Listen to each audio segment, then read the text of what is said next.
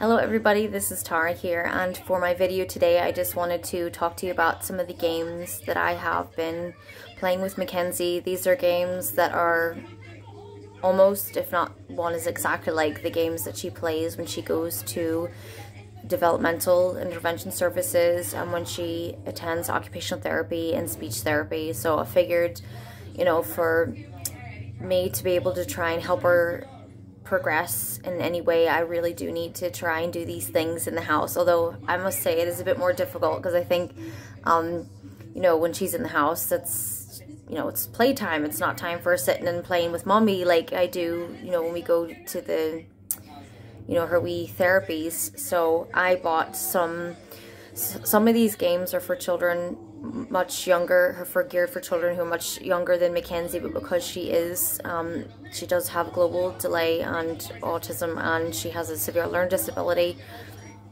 that's why they're quite young. So if I show you the games and you're like, oh my god, why, like, child's like near 3.5, why is she playing these really simple games? But that's what she needs. So to make sure, what I was told by occupational therapy, oh, and by the way, like, I'm not a professional whatsoever. I'm just telling you what I do as a parent with a child with a disability. So, this is just something that I do. And if you happen to watch this video and go, that's a great idea, I'm not a professional. Just telling you what I do. That's all. I'm just a mommy trying to help her daughter. That's it. So I was told that if I had games that I'm going to try and use to help her purpose play and try and get her to sit and finish a task, that she can't just play with them all the time. It's only for me and her to play, and then I have to put them away. So I bought this here. Save it for eBay and Amazon. Everything's so cheap. So I bought this like for £10. Right. There's hardly any toys in there because I'm just starting out, and these toys are very expensive.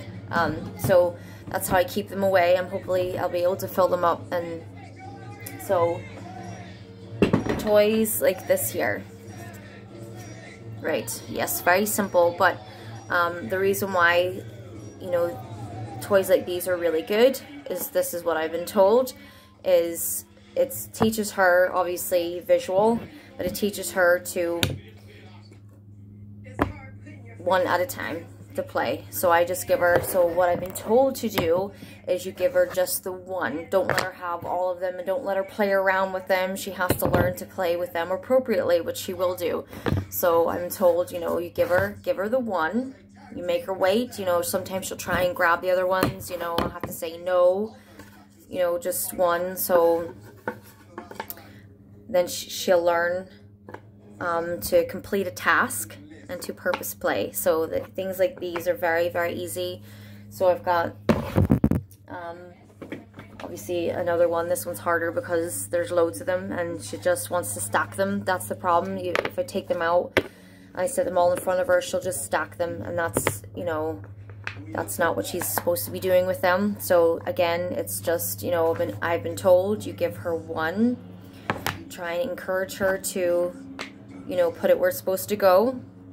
And once she's finished, this was told me this is very, very important in regards to trying to teach Mackenzie purpose play and to finish in tasks. It's important that once it's done and it's completed, we move on to another game. Don't let her play around with it. That's what I was told. You just, once it's done, you go all done, finished, and then we put it away. This wee game here, this is speech have this, and OT have this, and yes, have this little thing. I don't know, she absolutely loves it, so I bought it. So obviously it helps her like with counting, obviously give her one at a time, because she will play with what happens.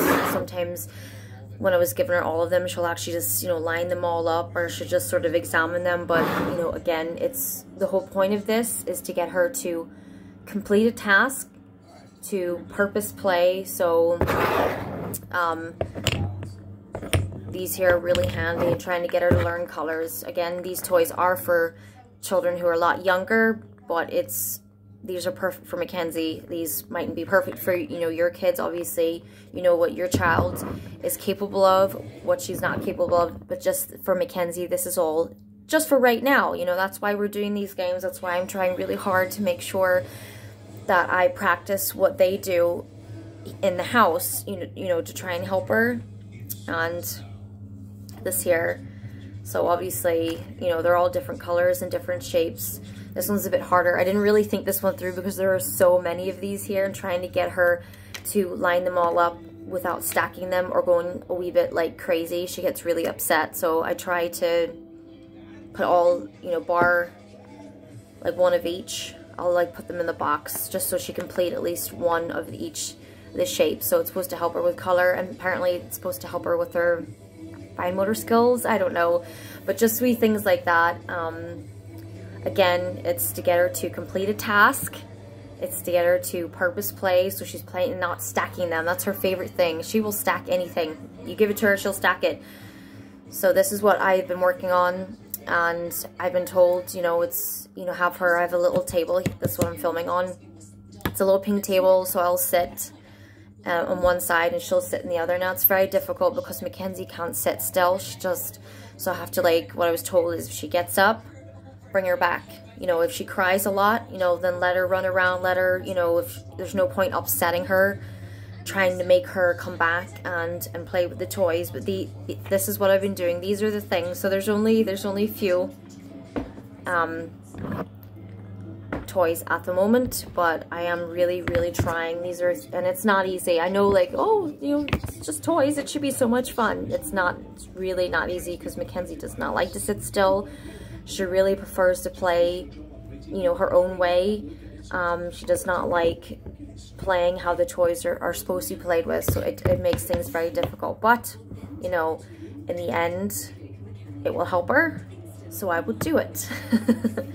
So just things like that. And then once I was told, once you're done, put everything in the box, and you put the box away so she cannot see these toys. These toys are only for educational play, I guess you want to call it. So that is what I've been doing with Mackenzie so far. Hopefully I'll be able to get more toys, and then we can, you know, try and work on progressing to things that are a wee bit more difficult. But that's where we are at the moment, and it's just the same things that she does with her speech therapist, her occupational therapist, and Ruth from DIS. So yes, there you go. It's, you know, it's just one of those things.